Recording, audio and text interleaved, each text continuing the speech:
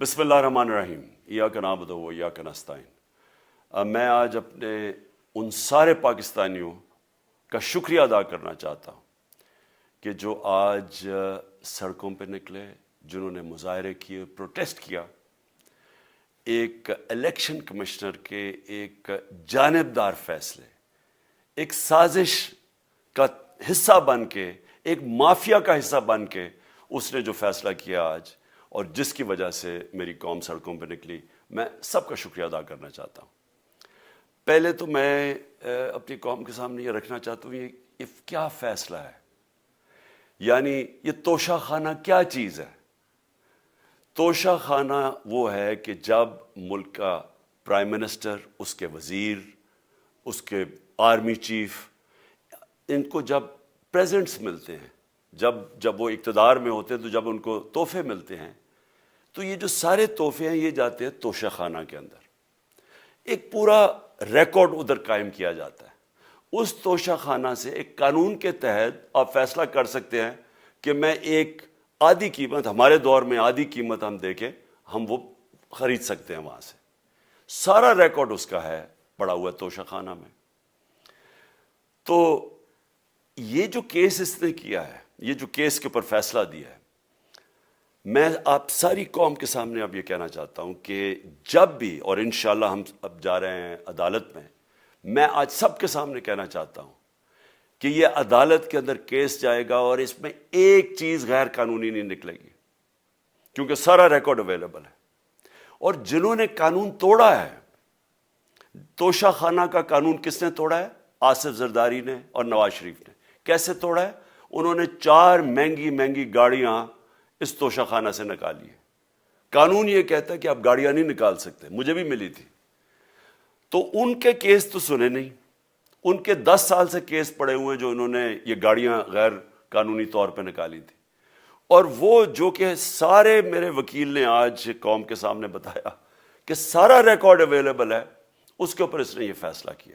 تو پہلے تو ہم جائیں گے انشاءاللہ عدالت میں، لیکن میں اس الیکشن کمشنر کے اوپر اپنی قوم کے سامنے اس کا ذرا اصلیت رکھنا چاہتا ہوں۔ یہ وہ آدمی ہے جو پچھلے 2.5 سال سے ہمارے خلاف فیصلے دے رہا ہے۔ 8 یا 9 دفعہ اس نے ہمارے خلاف فیصلہ دیا، ہم عدالت میں گئے اور عدالت نے اس کے فیصلے اوور ٹرن کر کے ہمارے حق میں فیصلے دیے، کیونکہ اس کے جو فیصلے تھے وہ غیر جانبدار نہیں تھے۔ ہم ای وی ایم مشینز کے اوپر کوشش کرتے رہے کہ اس ملک میں صاف اور شفاف الیکشن ہو، 2 سال کوشش کرتے رہے۔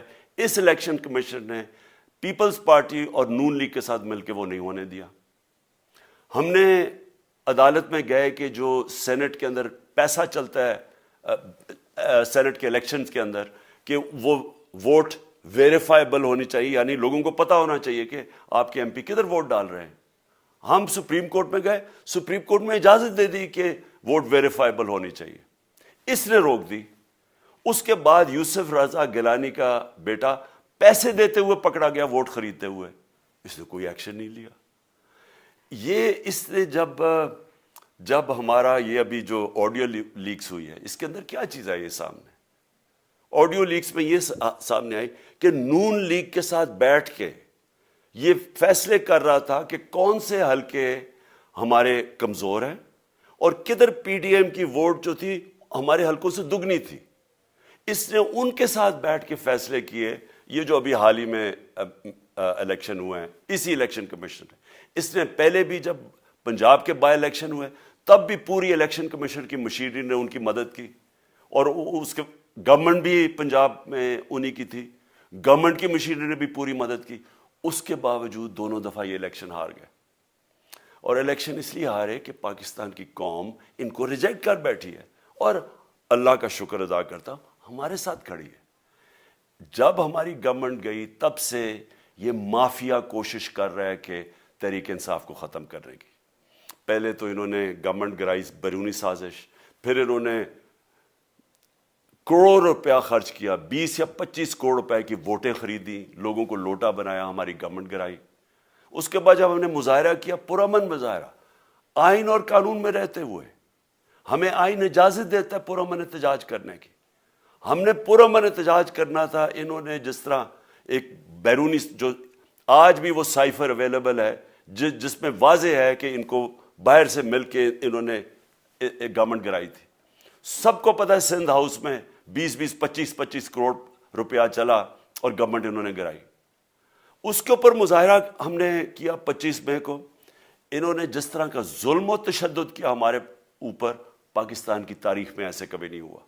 عورتوں بچوں کے اوپر دیکھ رہے ہیں فیملیز, انہوں نے شیلنگ کی, گھروں میں گھس گئے رات میں, جو پنجاب پولیس کو انہوں نے استعمال کیا, اور انہوں نے سمجھا کہ پارٹی کراش ہو جائے گی. پھر بھی نہیں ہوئی. پنجاب کے بائی الیکشن ہار گئے. پھر انہوں نے میرے اوپر کیسز کرنے شروع کر دیے.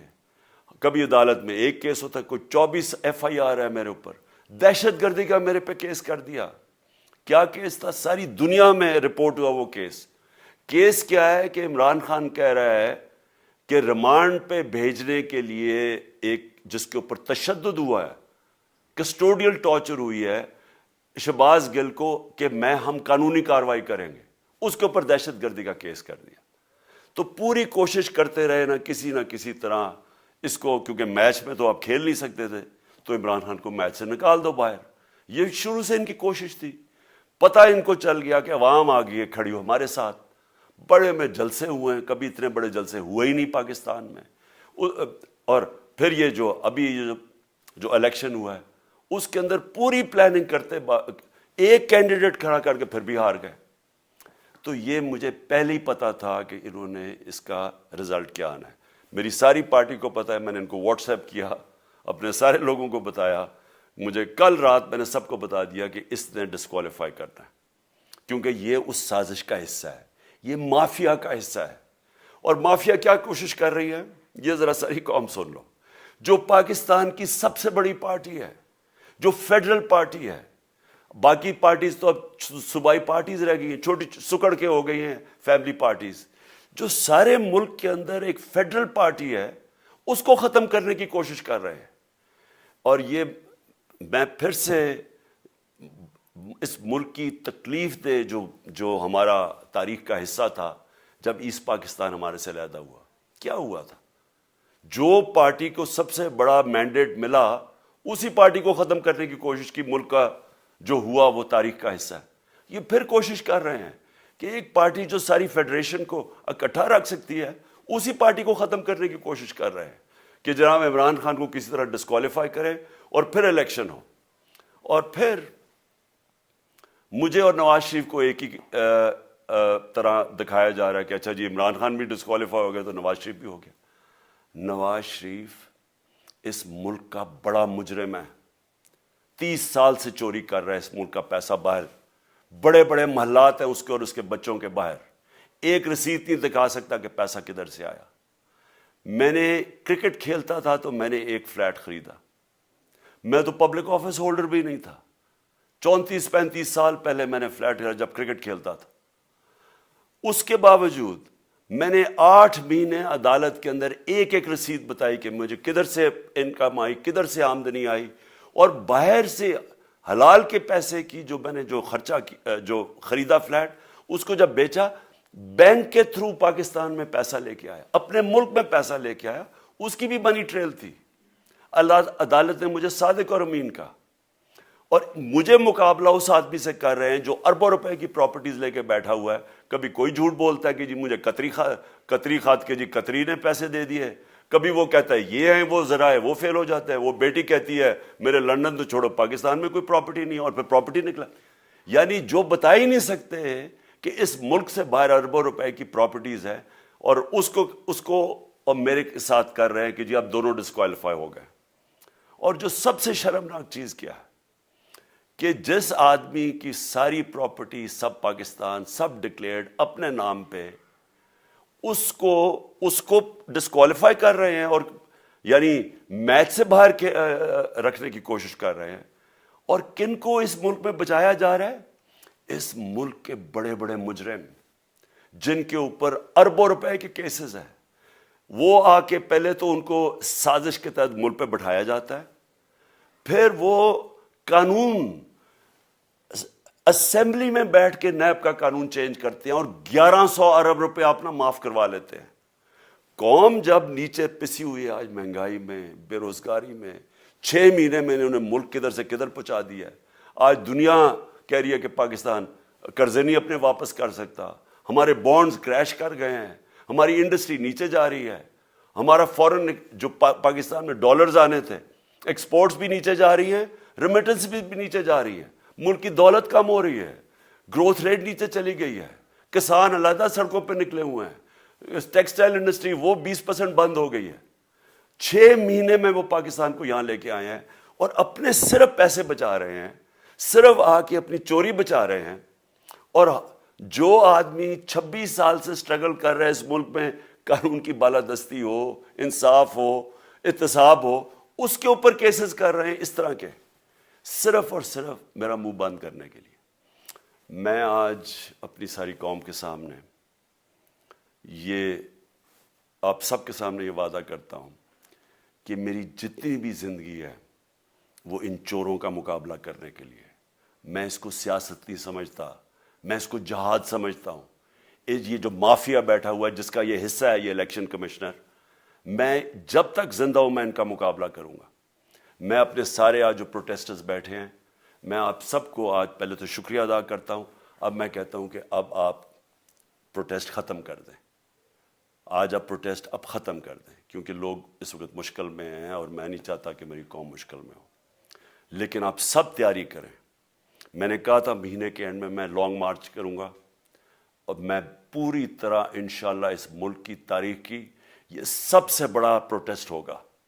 اور یہ صرف لانگ مارچ پہ ختم نہیں ہوگا، یہ میری حقیقی آزادی کی تحریک چلتی رہے گی جب تک اس ملک کے اندر قانون کی بالادستی قائم نہیں ہوگی. اس طرح کے چور، اس طرح کے ڈاکو، اس طرح کے مافیا، اس طرح کا یہ کرپٹ الیکشن کمشنر جب تک یہ بیٹھے ہیں میری یہ تحریک چلے گی. اور میں اپنی ساری قوم کو آج کہہ رہا ہوں کہ یہ ملک ایک فیصلہ کن موڑ پہ ہے.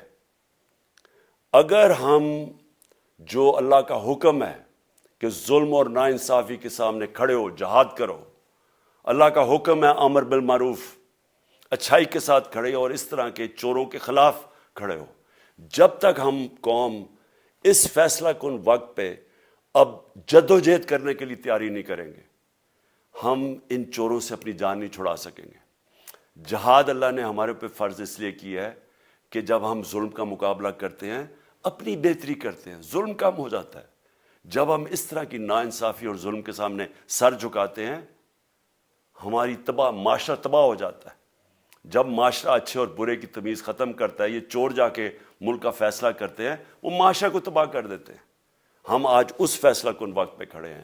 میں آپ کو کال دوں گا، پھر سے میں آپ کو کہوں، اور انشاءاللہ اس ملک کی تاریخ کی یہ سب سے بڑا مظاہرہ ہوگا، یہ سب سے بڑی پروٹیسٹ موومنٹ ہوگی، اور یہ رکے گی نہیں. اب یہ جب تک ہم اس ملک کو حقیقی طور پہ آزاد نہیں کرتے، یہ میری پروٹیسٹ موومنٹ اب چلتی رہے گی. پاکستان زندہ باد.